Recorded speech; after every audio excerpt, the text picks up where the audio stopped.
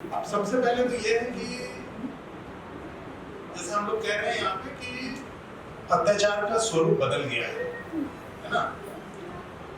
मुझे ये लगता है कि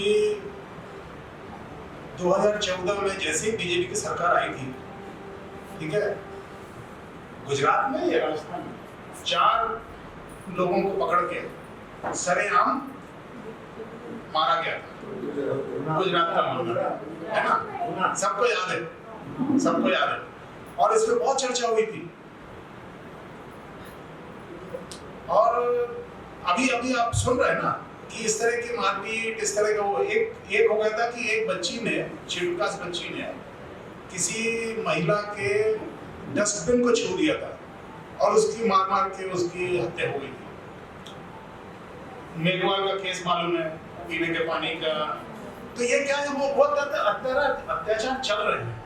हम लोग नहीं कह सकते कि वो अत्याचार बंद हो गया, अत्याचार चल रहे हैं। इसलिए अगर एट्रोसिटी एक्ट की जरूरत है, इम्प्लीमेंट करने की जरूरत है, तो वहां से लेके और अब ये नए प्रकार जुड़ गए हैं, वहां तक लेके जाना पड़ेगा, ठीक है।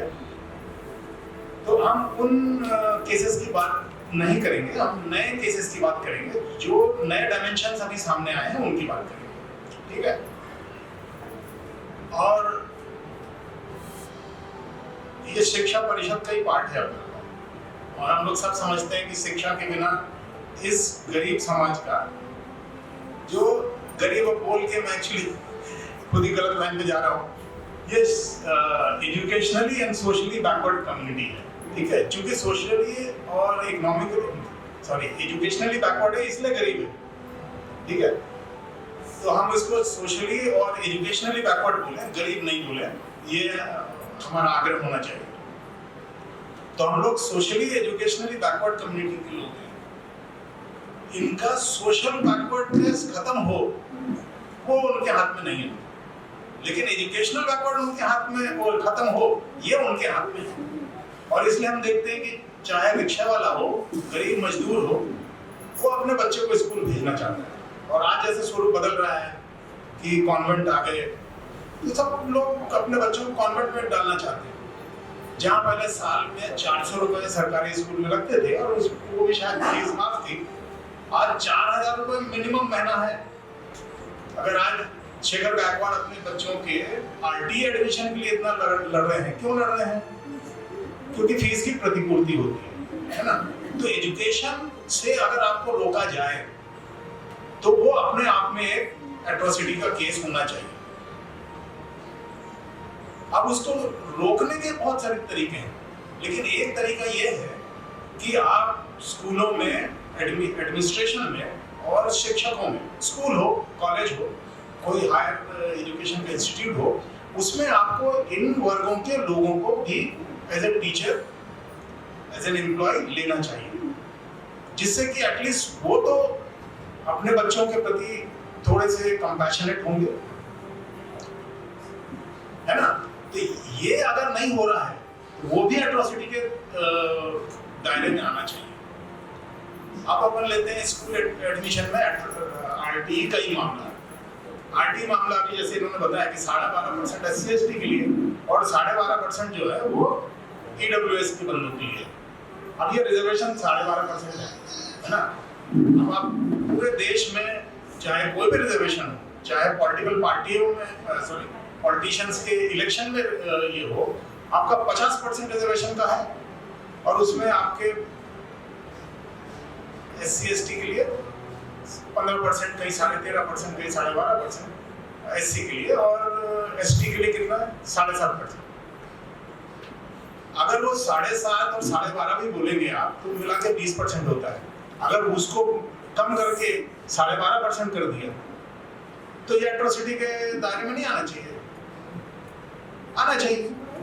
लेकिन इसको इन्होंने वो फीस प्रतिपूर्ति और इस सब से जोड़ के आपके ऊपर आपके गले में कुछ एक बांध दिया कि भाई नहीं, अब तुमको बस 12.5% होगा, और उसमें भी अलॉटमेंट में जो गड़बड़ होती है वो तो जाने दीजिए।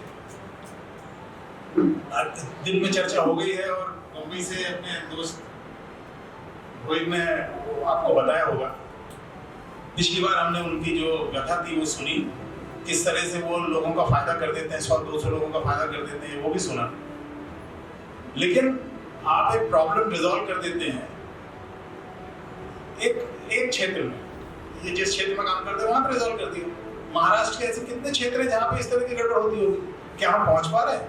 नहीं पहुंच पा रहे।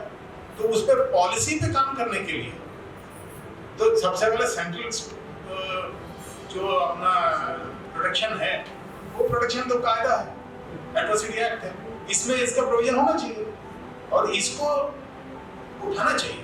अभी गोड़ेश्वर सर से चर्चा हो रही थी कि किनको हम लोग इंटेलेक्चुअल बोले और किनको हम लोग नहीं माने, आम्बेडकरी इंटेलेक्चुअल।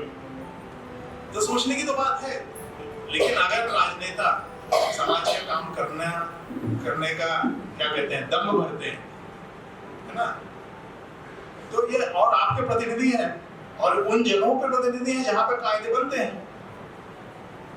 तो मुझे लगता है कि यहाँ निदर्शन वहां देने के बजाय ना आपके जो रिप्रेजेंटेटिव हैं उन्हीं के घर में निदर्शन देना चाहिए। वो आप दीजिए, उधर जाइए अपने आरबीआई स्क्वायर पे, लेकिन इनके घर में भी एक महीने में एक बार कि भाई हमारी ये डिमांड है, नहीं तो एक पोस्टर लगा दीजिए कि भाई ये हमारी डिमांड कब पूरी होगी, बुद्ध विहारों में लगवाइए, है ना। अभी ये 14 तारीख को अम्बेडकर जयंती के समय किसी एक मिनिस्टर है या एमएलए है, शायद बीजेपी का एमएलए है, वो गया था आदरांजलि देने के लिए, लेकिन लोगों ने उसको भगा दिया कि तुम्हारी ये बाबा साहब को आदरांजलि देने की काबिलियत नहीं है, लायकी नहीं है, करके भगा दिया। ये सोशल मीडिया पे आया है, तो समाज जागरूक हो रहा है। अब थोड़ा सा चूंकि हम अपन लोग पॉलिसी पे काम करते हैं और सबसे ज्यादा जागरूक रहने वाले ग्रुप्स में गिने जाते हैं, तो हमको लगता है कि ये एक आग आप नागपुर में तो लगा ही नहीं है। और बम्बई की टीम भी वो करे कि भाई जब पकड़ो किनको, अपने रिप्रेजेंटेटिव, अरे ये क्या कायदे बनवा दिए तुमने, या गड़बड़ है इसके लिए क्या किया तुमने, है ना। एक तो ये चीज आरटी वाली हुई और इसके रिजॉल्व करने के लिए छोटे छोटे से मामले। अब अगर आप आते हैं हाई स्कूल एडमिशंस और कॉलेज एडमिशंस का, तो आपको मैं महाराष्ट्र गवर्नमेंट के जो इंजीनियरिंग एडमिशंस है, और एक्चुअली सेंट्रलाइज एडमिशन होते हैं ना, इंजीनियरिंग के, मेडिसिन के, एमबीए के, फार्मेसी के जो एडमिशन होते हैं सेंट्रलाइज, इसमें पहले एक प्रोविजन था कि शेड्यूल ट्राइब के चूंकि बच्चे ज्यादा पढ़ते नहीं है, उनकी जगह खाली रहती है, तो वो सीट कन्वर्ट होती थी शेड्यूल ट्राइब, शेड्यूल कास्ट के लिए, है ना। अभी इन्होंने पिछले 2 सालों से क्या किया कि वो जो 2 राउंड होते हैं, शेड्यूल कास्ट का राउंड होगा, शेड्यूल ट्राइब का राउंड होगा, सबसे पहले ओपन का राउंड होता है, तो इसमें एससी एसटी के जो बच्चे वहां चले जाते हैं वो चले जाते हैं, बचे हुए बच्चे फिर जो एससी एसटी की जो सीटें, रिजर्व सीटें हैं उसमें आते हैं। इन्होंने अभी क्या नया प्रकार किया कि जो एससी एसटी के राउंड होने के बाद जो सीटें बचेंगी वो सीटें ओपन में जाएंगी, ये नया प्रकार शुरू किया। और अपने जो गवर्नमेंट इंजीनियरिंग कॉलेज नागपुर में है, उनके जो प्रिंसिपल हैं आरपी बोरकर, वो केएनआईटी के हमारे जूनियर हैं, उन्होंने मुझे वो पूरा किस्सा सुनाया। मेरे समझ में नहीं आ रहा था कि ये महाराष्ट्र गवर्नमेंट में बम्बई में बैठ के ये काम कर सकते हैं, जबकि डायरेक्टर और टेक्निकल एजुकेशन में अपने 2 लोग मेरे खुद के बैचमेट डायरेक्टर करके रिटायर हुए। एक दयानंद मिश्राम है जो कि बाद में एमपीएससी के मेंबर बन गए, और एक सिद्धार्थ हस्ते हैं जो कि पॉलिटेक्निक या आईटीआई वाले सेक्शन के डायरेक्टर बन के रिटायर हुए, और दयानंद मिश्राम जो है वो जॉइंट डायरेक्टर के रिटायर हुए। दयानंद मिश्राम तो उस समय जब ये हुआ एमपीएससी के मेंबर थे। इतने आईएएस ऑफिसर्स हैं बॉम्बे में, लेकिन ये उन्होंने ये चेंज कर दिया, लिख के दिया, सब ऑब्जेक्शंस लिए, लेकिन कुछ नहीं हुआ। कोर्ट में केस डालने के लिए किसी वकील के पास गए तो उसने कहा दिस विल नॉट स्टैंड। तो ये भी एक तरह की एट्रोसिटी है।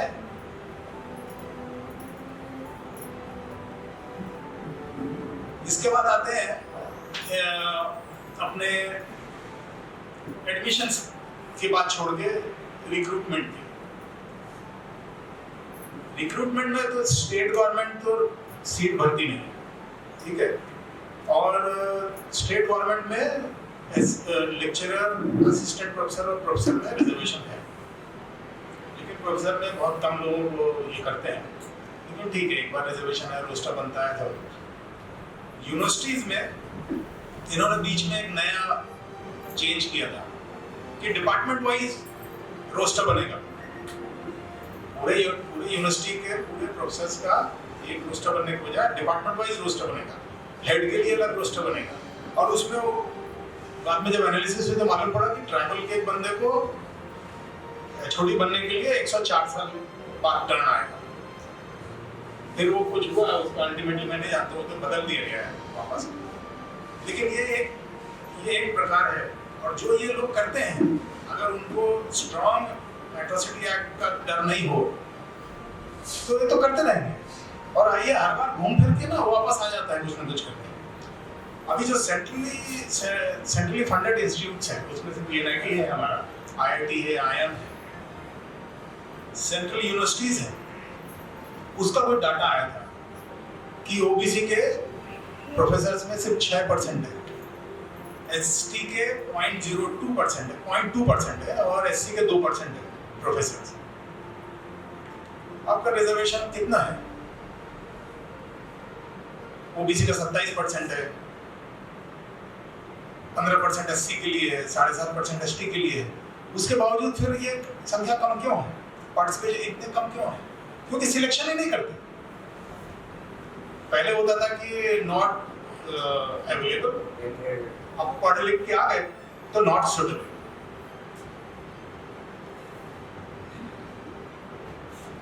अब ये सब जो है एट्रोसिटी के दायरे में आना चाहिए, नहीं तो सीटें खाली कैसे रह रही है?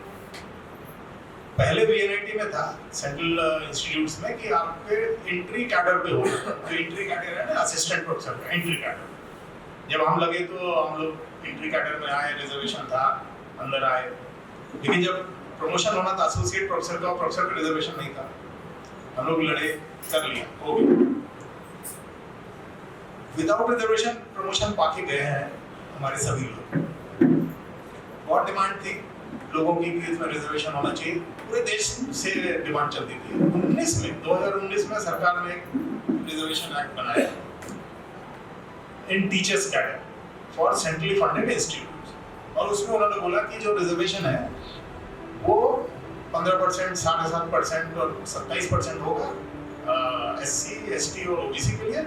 ईडब्ल्यूएस का कायदा बाद में आया, या पहले आ गया था 10% का वो, और ये जो रिजर्वेशन है will be applicable to entire teaching cadre.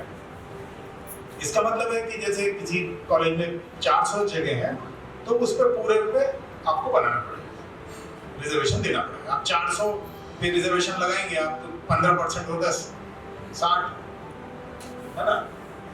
SC के 27% वहाँ के आप पकड़ लीजिए तो 108 सीटें हो गई ओबीसी की।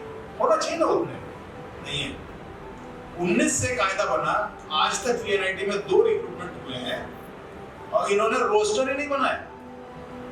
ये जैसे ही ऐड आई हम लोगों ने ऑब्जेक्शन लिए, जैसे 19 में कायदा आया मैं समझ गया कि कुछ गड़बड़ होने वाला है।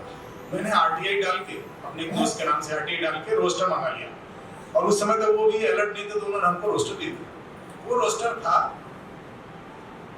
लेक्चरर कैडर, मतलब असिस्टेंट प्रोफेसर कैडर का था। अब हम लोग जैसे प्रोफेसर बन गए तो हमारी एंट्री 80 करके हुई है, लेकिन हम अभी प्रोफेसर बने तो हमारा प्रोफेसर में तो ओपन था, रिजर्वेशन तो था ही नहीं, तो हम लोग ओपन करके हैं। ऐसे कई प्रोफेसर हमारे 3-4 प्रोफेसर हैं वो ओपन करके गए। जो एसोसिएट प्रोफेसर बने वो भी ओपन में गए, रिजर्वेशन नहीं था। तो जो लोग ये कायदा आने से पहले एसोसिएट प्रोफेसर और प्रोफेसर बन गए थे वो लोग ओपन की सीट पे आ गए, ठीक है। अब इनको छोड़ के जब आप बाकी गिनेंगे तो आपको 400 सीटों में, हमारे यहाँ 365 सीटें हैं, उसमें से नंबर मिल जाए कि इतना एससी के लिए होना चाहिए। उनका जो ऐड आया और उसमें ऐड में उन्होंने 10% ईडब्ल्यूएस का है, ईडब्ल्यूएस के लिए उन्होंने 8 जगह निकाली, 8 जगह। तो ईडब्ल्यूएस का भी रोस्टर नहीं बनाया, एससी एसटी का इसका रोस्टर नहीं बनाया, और उनका बोलना है कि कैसे रोस्टर बनाना हमको मालूम नहीं, सब्रवाल का जजमेंट है। अब अब मैंने इस पर बहुत लिखा पढ़ी की, किसी का प्रस्तावित आदमी का किसी का लेटर हेड लेके मिनिस्ट्री में, कमीशन को भी कोई एक्शन नहीं, हमारे करने से 4-6 महीने रिक्रूटमेंट रुका, लेकिन बाद में हो गया। तो 19 का ऐड का 20 में हो गया, फिर 21 की ऐड आई, उसमें 22 में हो गया। आज भी आरटीआई में मांगने के बावजूद वो कितने लोगों को SC ST OBC में एडमिशन सिलेक्शन किया है वो नहीं देते। अब ये सीधा सीधा उल्लंघन है 2019 का जो 2019 का जो रिजर्वेशन एक्ट है इन टीचर्स कैडर उसका है। लेकिन चूंकि शेड्यूल कास्ट शेड्यूल ट्राइब के लोगों को, शेड्यूल कास्ट के लोगों को इन्होंने सिलेक्शन डिनाई किया है ना, तो वो पूरे समाज पे ही एट्रोसिटी है ना, जो जिन्होंने एप्लीकेशन दिया उनके खिलाफ एट्रोसिटी है वो। तो ये सब चीजें एट्रोसिटी एक्ट में आनी चाहिए, है कि नहीं? उसके बाद ये एंट्री होने के बाद जब बंदे आते हैं, पोस्ट में आते हैं, तो अलग अलग तरीके से परेशान किया जाता है। सबसे पहले तो अगर उनको कॉन्फ्रेंस में जाना है परमिशन नहीं देंगे, उनको किसी शॉर्ट टर्म कोर्सेज में जाना है परमिशन नहीं देंगे, किसी को किसी यूनिवर्सिटी ने इनवाइट किया परमिशन नहीं देंगे। मेरे साथ हुआ, मैं 2005 में मुझे एक प्रोफेसर ने बोला कि भाई आप आइए हमारे लैब में काम करिए, हम आपको इतना पैसा देंगे, खर्चा निकल जाएगा, किराया निकल जाएगा, रहने का खर्चा निकल जाएगा, थोड़ा बहुत कुछ बच भी जाएगा। हमने कॉलेज में अप्लाई किया, तो वो डीन ने मुझे 4 दिन बाद मिला, बोले कि नहीं वो हो नहीं सकता यार, बोले तुम्हारा। बोले क्यों नहीं हो सकता? तो आई वेंट, मैं चला गया डायरेक्टर से मिलने के लिए। बोला सर ये कौन सी बात है कि नहीं हो सकता, मुझे बताइए किस रूल में ये मना कर रहे हैं। तो मुझे कुछ नहीं पता, बोले कि वो मेरे से डिस्कस नहीं किया। नहीं कि आपसे डिस्कस किया, वो नहीं हो सकता है। तो उन्होंने फिर वहीं फोन करके डीन को बुलाया, डीन अकेडमी के सामने, बोले मुझे क्या मामला है इनका? नहीं सर, बोले मैं आपसे डिस्कस करने वाला था। मैंने सर वेट, ये इज टेलिंग लाई, इन्होंने मुझे बोला था कि मेरी सर से बात हुई है, हो नहीं सकता। तो बोले क्या है मामला? मैंने सर देखिए सिंपल चीज है, छुट्टी का समय, वो बोल रहा है आओ काम करो, मैं आपसे कोई परमिशन नहीं मांग रहा हूँ, कि हम पैसा नहीं मांग रहा हूँ, he is giving me fund. आपने तो एक्चुअली इस बात की तारीफ करना चाहिए कि वीएनआईटी के किसी प्रोफेसर को, किसी बाहर का, इंग्लैंड के यूनिवर्सिटी का बंदा बुला रहा है कि आओ यार हमारी लैब में काम करो, हमको मदद करो। उसमें लिखा हुआ था कि हमारे 3 रिसर्च स्कॉलर हैं, they need help in electrochemistry, तो आप आइए मदद करिए। भाई कोई बाहर का बंदा बोलता है यार कि ये बंदा एक्सपर्ट है, इसने आके हमारे बच्चों को मदद करना चाहिए, और आप चले यहाँ पे हमको मना कर रहे हैं। डायरेक्टर बोले नहीं, तुरंत परमिशन दो, तुरंत परमिशन दो। हमको परमिशन मिली भैया, और हम जा रहे थे बम्बई कार्यक्रम रखा था सर ने। हम लोग रेलवे स्टेशन पहुंचा जब मैं, फिर याद आया कि पासपोर्ट तो भूल गया मैं घर में वीजा की एप्लीकेशन के लिए जा रहा था। भैया के पास मोबाइल था, फोन करिए, बोले भाभी जी को बुलाइए। मैंने फोन किया, वो लेके आई 5 मिनट पहले, ट्रेन जाने के 5 मिनट पहले। वो किस्मत थी, भैया के पास मोबाइल था उस समय, हमारे पास तो नहीं था। घर में लैंडलाइन थी। गया मैं, ये था समर में, ठीक है। उस प्रोफेसर ने मुझे एक लेटर ऑफ एप्रिसिएशन दिया, वो मैंने आकर कॉलेज में जमा किया। उनका लेटर आया, पहले तो मैंने उनको इन जनरल लिखा था और उन्होंने इनवाइट किया था। अक्टूबर में उनका आया लेटर, आया उनका ईमेल आया कि मैं तुमको ये विंटर वेकेशन में 3 हफ्ते के लिए इनवाइट करना चाहता हूँ, प्लीज कम। मैंने अप्लाई कर दिया। इस बार डीन अकेडमी ने क्या किया, बहुत टाइम लगाया, मैं 2 बार मिलने गया, मिले नहीं, और उसके बाद लिख दिया कि currently leave rules to avail leave for such fellowships are not clear, और रिजेक्ट कर दिया। मैं डायरेक्टर के पास गया तो बोले कि समय नहीं बचा है यार, इन्होंने इतना देर कर दिया, तुम मेरे पास पहले क्यों नहीं आए? तो देखिए, इनको इस बात से भी जलन होती है कि आपको कहीं से ये मिलता है, रिकॉग्निशन मिलता है। बाद में मैंने ठान लिया ये 1 महीने के लिए रोक रखना है, लंबा जाएंगे। मैं फिर कॉमनवेल्थ फेलोशिप मैंने अप्लाई किया और मुझे मिली। मैं 2008 में गया, 9 में लौटा। उसी प्रोफेसर ने वो मिलने आया था मुझे, मैनचेस्टर यूनिवर्सिटी मिलने आया था, और उन्होंने मुझे 2010 में 2 महीने के लिए बुलाया और मैं गया था। लेकिन ऐसे केसेस हैं वीएनआईटी में जहां पे कि नहीं जाने दिया जाता। 2018 की बात है शायद, हाँ 18 की बात है। मेरा एचओडी का टर्न था, रोटेशन में होता है। मुझे बाईपास करके एक भट्ट को बना दिया। ऑर्डर निकलने से पहले मुझे मालूम पड़ गया कि उसका ऑर्डर निकल रहा है। मैंने तुरंत 2 लाइन का वही मुझे मालूम पड़ा कि इसका अपॉइंटमेंट हुआ है। मुझे कैसे बाईपास किया, मैं सीनियर मोस्ट हूँ, रूल के हिसाब से और कन्वेंशन के हिसाब से मुझे क्यों बाईपास किया, कारण बताओ। तुरंत भेजा। वो ऑर्डर ऑफिशियली डिस्पैच होने से पहले मेरा ये चला गया। वो चुप बैठे रहे, उसने ज्वाइन कर लिया। उसके बाद डायरेक्टर को किसी ने बोला कि ये कमीशन जाने वाला है, और वो ये एप्लीकेशन किया था उसने डायरेक्टर के लिए वापस। वो डर गया। उसने एक अपने बंदे को बोला कि यार वो सुना मैंने कि पाटिल जा रहे हैं, कमीशन जा रहे हैं, अगर वो कमीशन में कंप्लेंट करेंगे तो मेरा डायरेक्टरशिप ये रिपीट नहीं हो पाएगा, तो उनको बोलो मिलने के लिए। तो वो बंदे ने मुझे फ़ोन किया। पहले तो मैं गर्म हो गया, बोले क्या आदमी है, इतने दिनों के एक लेटर का जवाब नहीं देता। बोले अरे वो लेटर जो है ना वो डीन एफडब्ल्यू के पास है और उसने उनसे बात नहीं किया होगा। ठीक है। तो फिर मैं जा रहा था, मिसेस बोले कि तुम गुस्सा हो जाओगे तो गलत होगा। बोले नहीं गुस्सा नहीं होगा, डायरेक्टर है, ठीक से बात करेंगे, मैं आती हूँ बोले साथ में। My wife came with me. तो हम दोनों गए, उनसे बात किया, उनको बोला। तो उनका सबसे पहले एक था कि तुम इसके पहले एचओडी बन चुके हो। अरे सर मजाक कर रहे हैं, आपके साथ में 5 में से 4 डीन है जो कि सेकंड टर्म कर रहे हैं, इनके समय क्यों नहीं सोचा आपने कि इनको सेकंड टर्म क्यों दे, और ये हो गया। जबकि डीन का जो ये है ऑफर है वो डिस्क्रिशनरी है, डायरेक्टर अपनी टीम बना सकता है, लेकिन प्रोफेसर को या एसोसिएट प्रोफेसर को एचओडी बनाने के लिए उनको सीनियरिटी फॉलो करना है, ये रूल है। बोले ठीक है, आई गॉट योर पॉइंट। थोड़ी देर बात हुई तो वो बोले ठीक है, आई गॉट योर पॉइंट, मैं देखता हूँ क्या कर सकता हूँ। करीब 15 दिन बाद मुझे मिले, वॉक ले रहे थे, हम वॉक लेके लौट रहे थे। तो बोले कि नहीं मैं आपकी बात समझ गया हूँ, मैं रिव्यू करूँगा बोले आप। फिर उन्होंने रिव्यू किया और डीन एफडब्ल्यू बोला इनका ऑर्डर नहीं करो। वो डीन एफडब्ल्यू किसी और इन्फ्लुएंस में था तो उसने टाइम लगाया, लेकिन फाइनली ऑर्डर निकल गया। और 4 महीने के बाद, जैसे मैं जनवरी में बनना चाहिए था, मुझे 4 महीने बाद मई में ऑर्डर मिला। ये पहला केस नहीं है, ये केस मतलब ओनली केस नहीं है। माइनिंग में आपने एक कलीग है थोटे, अमरावती के रहने वाले हैं, थोटे, ठीक है, चामार कम्युनिटी से, उनके साथ भी वही हुआ। उनको बाईपास कर दिया।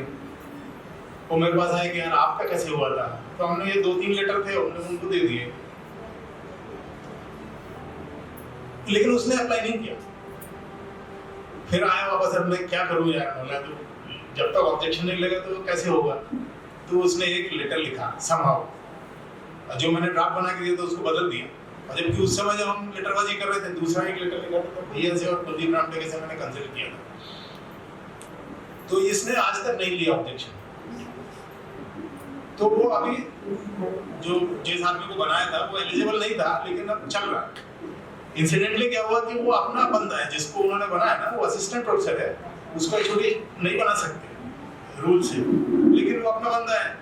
कि 2 कम्युनिटी मतलब एक ही एससी के 2 सेक्शन के बीच में झगड़ा हो जाएगा, लेकिन वो बंदा नहीं ये करना चाहता, तो क्या करेंगे आप।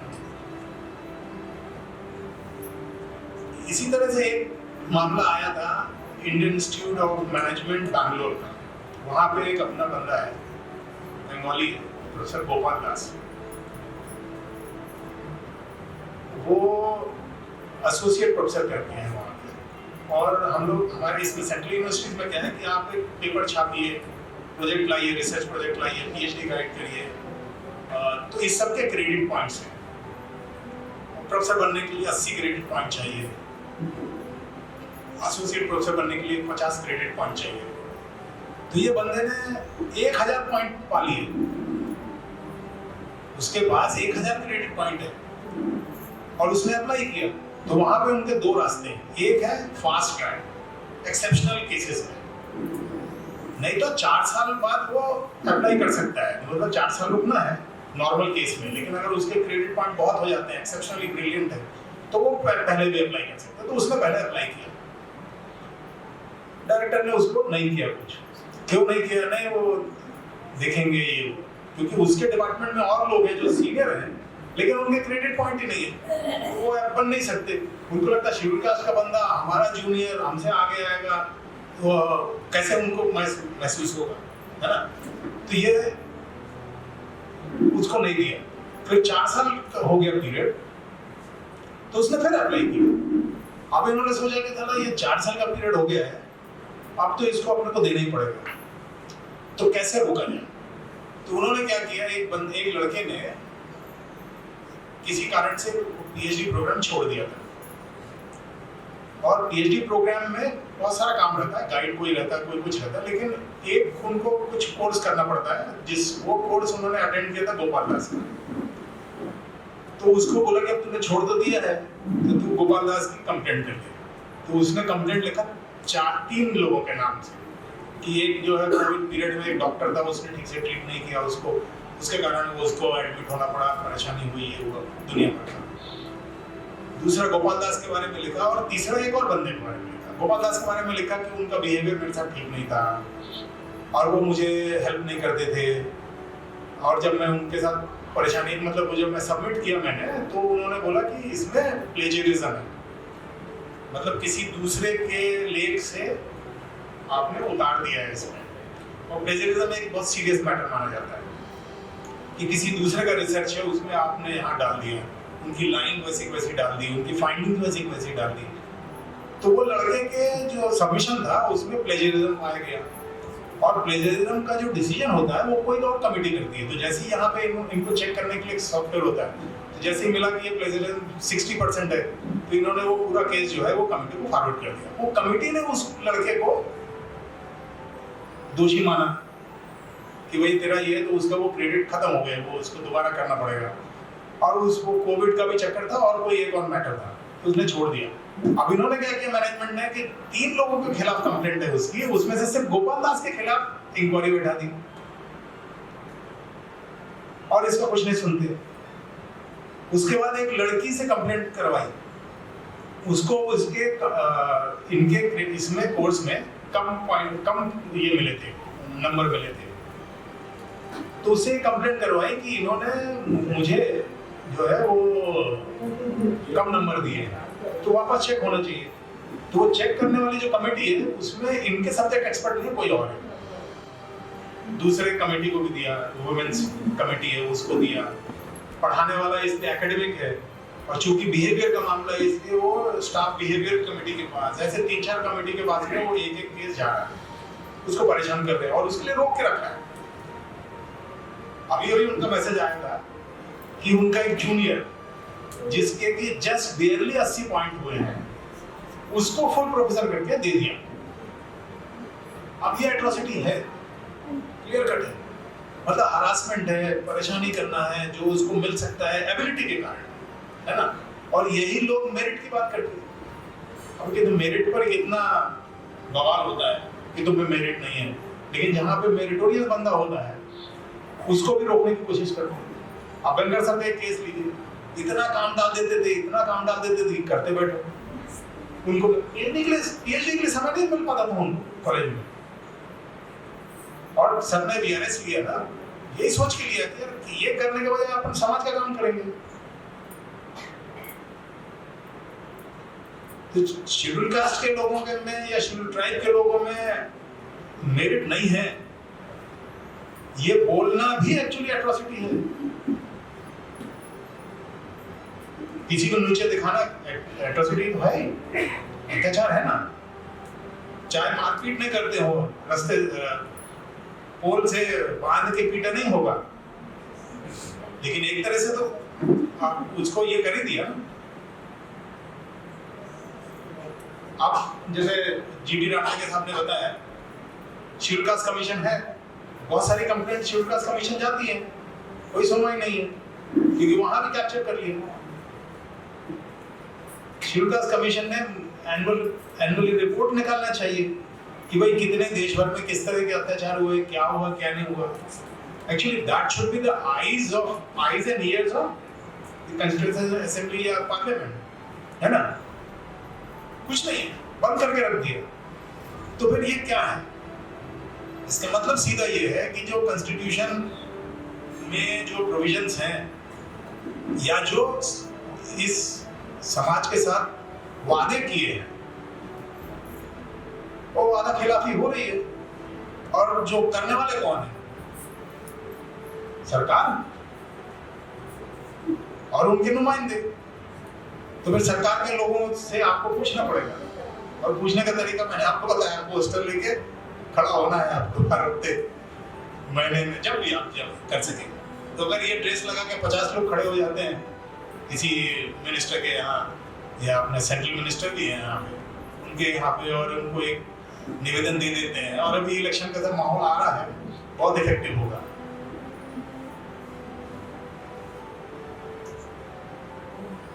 चूंकि एजुकेशन हमारे लिए मतलब विकास का, डेवलपमेंट का अकेला ही साधन है। आपके पास में संपत्ति नहीं है ना, रोजगार का कोई दूसरा ये नहीं है। आप जाएंगे, आप रोजगार धंधे कर सकते, आलू प्याज भी बेच सकते, है ना? एक पेट पल जाएगा, लेकिन डेवलपमेंट नहीं होगा।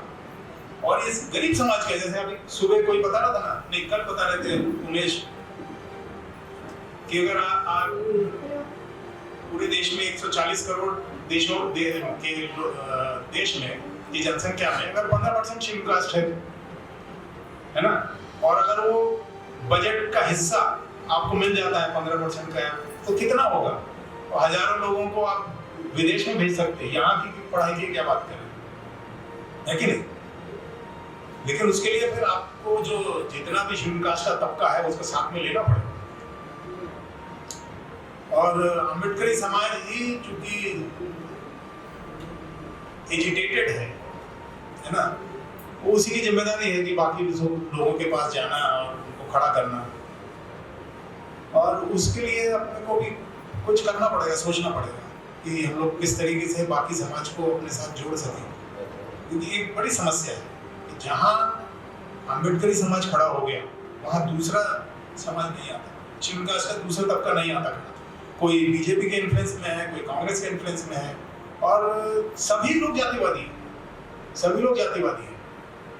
और अभी एनिमेशन कास्ट की इतनी बात हो रही है, पूरी दुनिया एनिमेशन ऑफ कास्ट की बात कर रही है, बाबा साहब की तारीफ हो रही है। और अभी एक मैंने वीडियो देखा, न्यू जर्सी से लेकर नागपुर से लेकर न्यू जर्सी तक बाबा साहब की जयंती मनाई जा रही है। एनडीटीवी में एक छोटा सा एक इंटरव्यू आया था, इसमें 2-3 लोगों ने बात की है। तो बाबा साहब की जो ये है, मतलब क्या बोलते हैं, कंट्रीब्यूशन है। अभी सर बोल रहे थे बाहर कि अगर ऑब्जेक्टिवली देखेंगे कोई, तो उनको कंट्रीब्यूशन समझेगा। आज चूंकि यहाँ पर कॉन्स्टिट्यूशन पे, कॉन्स्टिट्यूशनल प्रोविजंस पे असॉल्ट हो रहा है, और वो असॉल्ट पॉलिटिशियंस पे हो रहा है, इसलिए लोग आज बाबा साहब के काम का महत्व समझ रहे हैं। और मुझे लगता है कि ये बहुत अच्छा मौका है कि जब पॉलिटिशियंस जो कि वैसे थिक स्किन्ड है, इस बात को महसूस कर रहे हैं कि बाबा साहब ने जो काम किया था वो देश के हर नागरिक के लिए था, और सभी के उत्थान के लिए था। ऐसे में अपनी जो जरूरतें हैं, अपनी जो शिकायतें हैं, वो इन तक पहुंचाना ये अपना एक काम होना चाहिए। प्रदीप भैया ने बहुत बड़ा आयोजन किया, ये 2 दिन का कार्यक्रम किया। हालांकि उन्होंने बोला था मुझे कि ये बहुत छोटे पैमाने पे है, लेकिन मैं देख रहा हूँ कि जो बौद्धिक कसरत उनको करनी पड़ी ये सब ऑर्गेनाइज करने के लिए। एक तरफ से मतलब पूरे आप ये देखेंगे कि शिक्षा के ब्राह्मणीकरण से लेके अत्याचार तक, है ना, अब ये उल्टा भी कर सकते थे, शुरू अत्याचार से कर सकते थे, बाद में ब्राह्मणीकरण पे आ सकते थे। अत्याचार तो ब्राह्मणीकरण के कारण ही हो रहा है, ब्राह्मणवाद के कारण हो रहा है। अब मजा ये है कि इस समय नैरेटिव बदल गया है।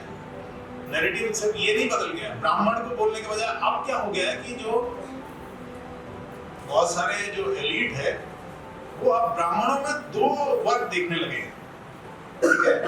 एक जो पुरोगामी है, भोले भटके बाबा साहब का भी नाम ले लेता है, और एक वो है जो आरएसएस से जुड़ा हुआ है, बीजेपी से जुड़ा हुआ है, या उनके और जो तंत्र है। हमको ये एज ए सोसाइटी तय करना पड़ेगा कि आप किस तरफ खड़े हैं। हमको ये बोल के कि कांग्रेस ने हमारे खिलाफ ये किया और ब्राह्मणों ने हमारे साथ ये किया, और वहां पे ब्राह्मण है, कांग्रेस में भी ब्राह्मण है, या इस पार्टी में ब्राह्मण है और ये ओबीसी ने हमारे साथ किया, उस पार्टी में ओबीसी ज्यादा है, हम उनके साथ नहीं जा सकते। ये एक बार अपने को थोड़ा सा सोचना पड़ेगा कि एज ए सोसाइटी हमको क्या करना है।